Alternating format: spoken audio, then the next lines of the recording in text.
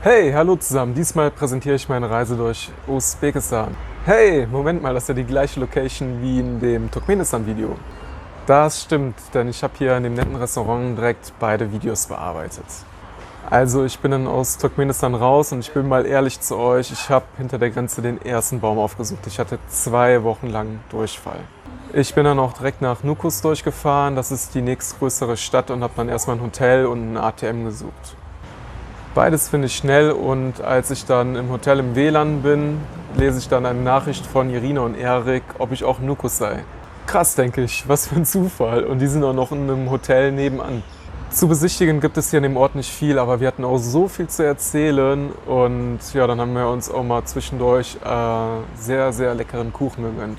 Die beiden sind dann nach Ziva weitergefahren, aber ich brauchte noch ein bisschen länger Zeit und musste noch weiter Pause machen. Die nächsten 700 Kilometer Richtung Bukhara ist wieder eine richtig karge Gegend und ohne Sehenswürdigkeiten. Und da ich auch in den letzten 3 Wochen durchschnittlich 110 Kilometer am Tag gefahren bin und auch wegen dem Durchfall auch ein bisschen Gewicht verloren habe, habe ich mich dann entschieden, das Stück mal mit der Bahn zu fahren.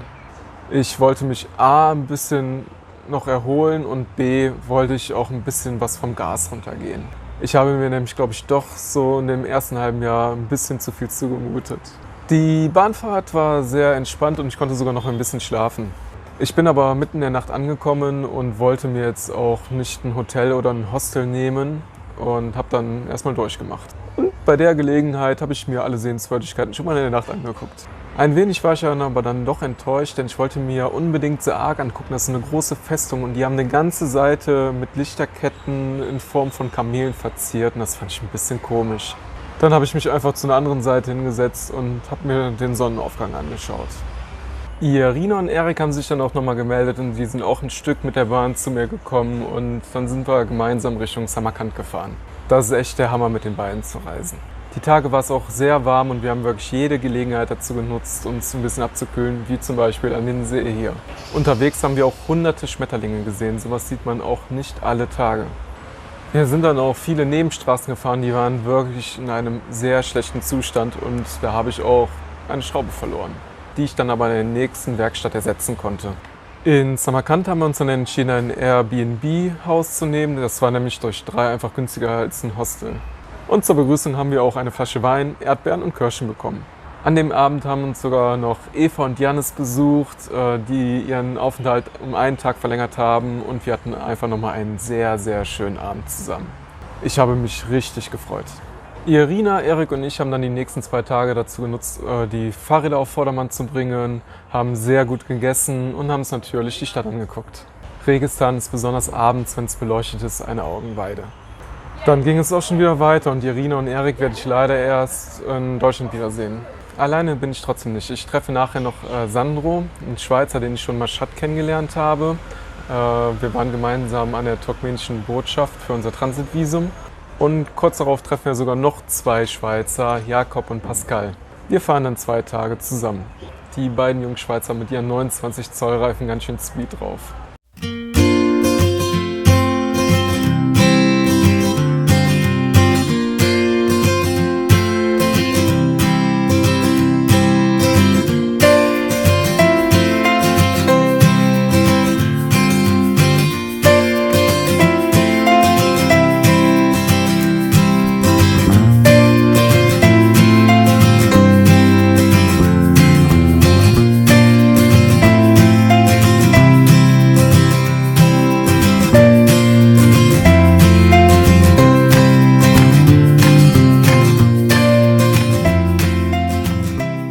An unserem ersten Abend hatten wir wirklich einen genialen Platz zum Zelten gefunden, aber wir wurden leider abends auch von einem Gewitter überrascht.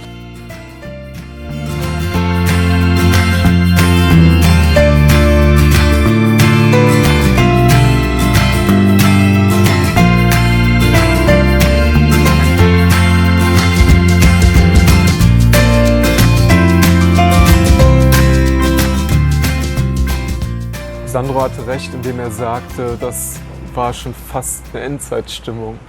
Die drei sind dann weiter Richtung Taschkent gefahren und ich weiter Richtung Ost. Wirklich schade, dass sich unsere Wege schon so früh getrennt haben. Um in den östlichen Teil von Usbekistan zu kommen, musste ich dann über ein kleines Gebirge fahren. Die Auffahrt war wirklich herrlich mit einem sehr schönen Panorama.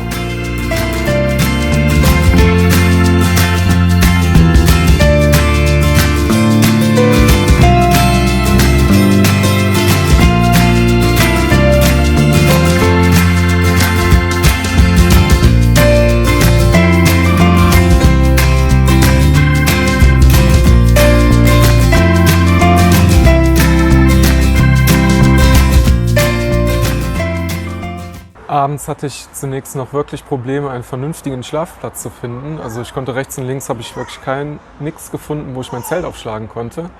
Aber dann habe ich einen Straßenverkäufer gefragt und der hat mir eine sehr, sehr schöne Hütte angeboten.